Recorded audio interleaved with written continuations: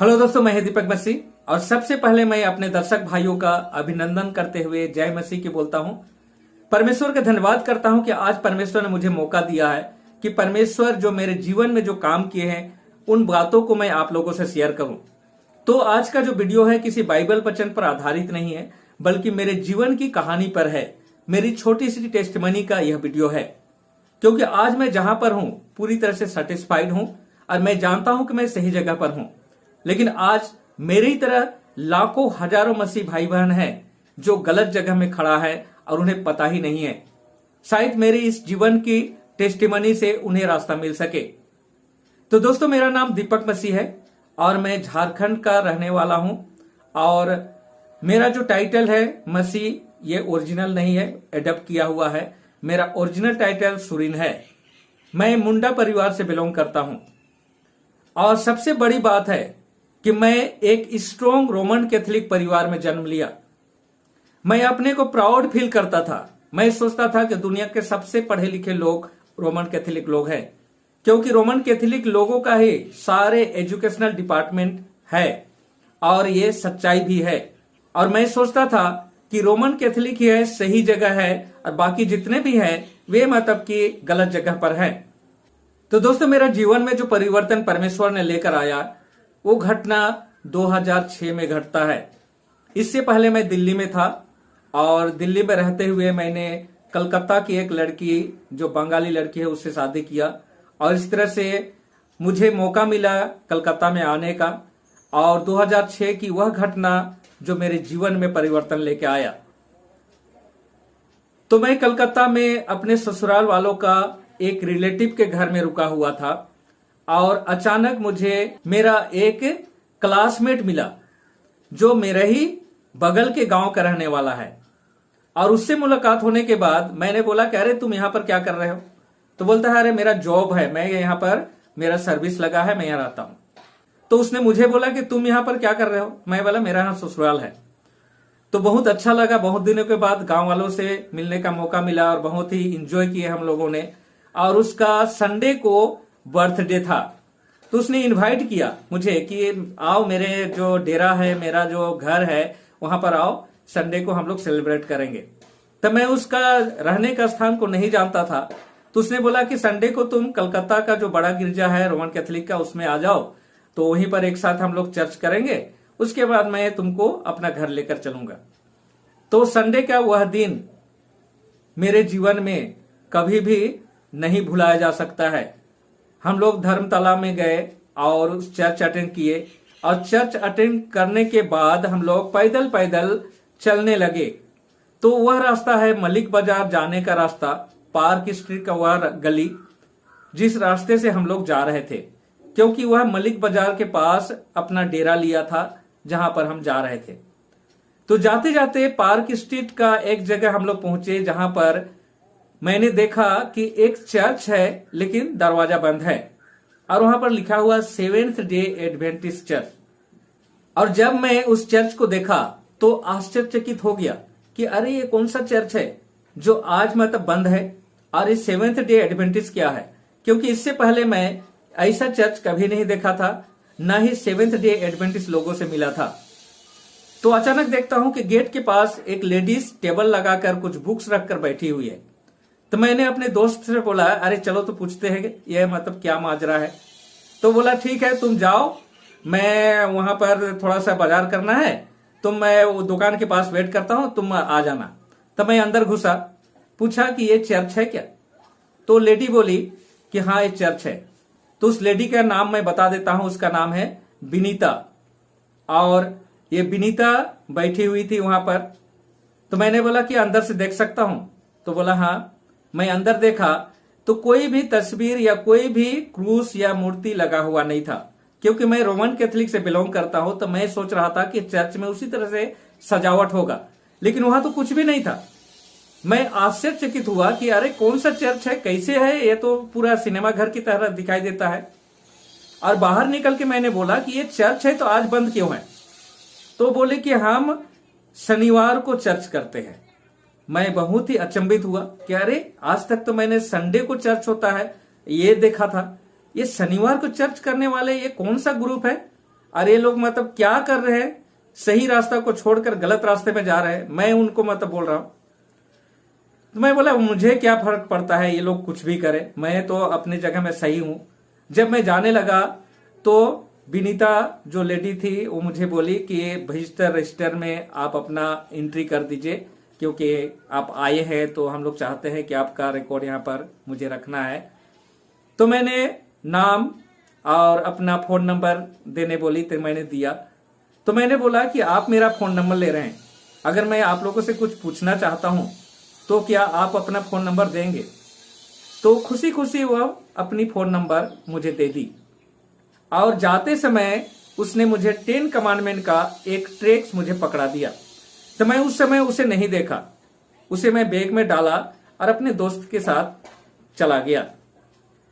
तो जो 10 कमांडमेंट का ट्रेक्स था उसने जो मुझे दिया था, मैंने 8 दिन के बाद एक दिन अचानक बैग में हाथ डाला तो निकल गया।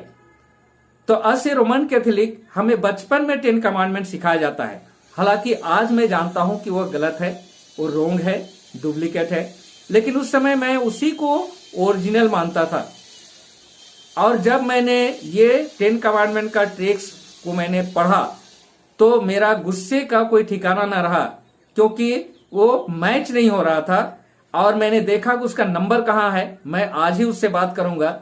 और मैंने फोन किया तो बोली कि हम तो फोन में आपको नहीं समझा सकते हैं, बाइबल जो बोलता है हम उसी को मानते हैं। तब मैं कहने लगा कि अरे बाइबल आप ही लोग को बोलता है क्या, और बाकी लोगों को नहीं बोलता है? ये जो हम लोग जिस चर्च से बिलोंग करते हैं, लाखों करोड़ों लोग हैं, क्या सबके सब बेवकूफ हैं? बोलता है हम इस मोबाइल में तो हम आपको नहीं समझा सकते हैं, आपको आना पड़ेगा और बाइबल के से देखना पड़ेगा। तो मैं बोला ठीक है, मैं अभी आ रहा हूं। और मैं गुस्से में वहां पहुंचा तो विनीता ने एक बुजुर्ग को मेरे लिए वहां पर बुला कर रखी थी, जिनका नाम है MP अग्रवाल। आज वे मेरे गुरु हैं, उन्हीं के माध्यम से आज मैं यहां पर पहुंचा हूं। तो वे मुझे 2 घंटा तक बाइबल से मुझे 10 कमांडमेंट के बारे में बताते रहे, लेकिन मेरा जो लॉजिक था कि मैं गलत हो सकता हूं, बाकी लोग तो गलत नहीं हो सकते हैं, और उनकी बात को मैं मानना नहीं चाहता था। हालांकि वे बाइबल से ही दिखा रहे थे, क्योंकि आज तक मैं बाइबल नहीं पढ़ा था, इसलिए मुझे सच्चाई पता नहीं था। मैं लॉजिक में था कि मैं गलत हो सकता हूं, लेकिन बाकी लोग तो गलत नहीं हो सकते हैं। और इसी लॉजिक पर मैं अड़ा रहा, क्योंकि रोमन कैथोलिक लोग बाइबल नहीं पढ़ते हैं, इसलिए मेरे पास भी बाइबल नहीं था, मैंने बाइबल कभी नहीं पढ़ा था। तो 2 घंटा का उनका समय उस समय बेकार गया ऐसा लग रहा था, लेकिन बेकार नहीं गया। आज मैं उसी 2 घंटा के कारण आज मैं यहां पर हूं।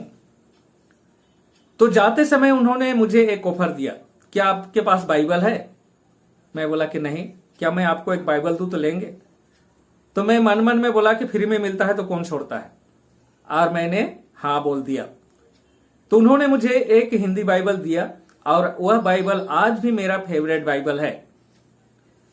तो बाइबल तो ले लिया, लेकिन कौन पढ़ता है? वो 2 महीने तक ऐसे ही पड़ा हुआ था। लेकिन एक दिन एक ऐसे घटना घटा कि मैं घर में अकेला था और इलेक्ट्रिसिटी नहीं थी, टीवी नहीं चल रहा था, तो मैं बोर हो रहा था। तब अचानक मुझे वो बाइबल दिखा दिया। तो मैं सोचा कि देखते हैं बाइबल में क्या है। और मैंने शुरू में ही क्रिएशन स्टोरी खोला और क्रिएशन स्टोरी को पढ़ने लगा, और मुझे बहुत ही अच्छा लगा, क्योंकि ये 7 दिन का जो वीक ऑर्डर है ये वहां पर रिकॉर्डेड है। जब मैं 7वें दिन के बारे में बाइबल में पढ़ा कि वह 7वां दिन है और वह विश्राम का दिन है और वह पवित्र दिन है, तब मैं कंफ्यूज हो गया। तब मेरे माइंड में इतना सारा प्रश्न जागने लगा कि असल में ये विश्राम दिन कौन सा दिन है? क्या संडे है या मंडे है या कौन सा दिन है? कैसे इस बात को जानूं?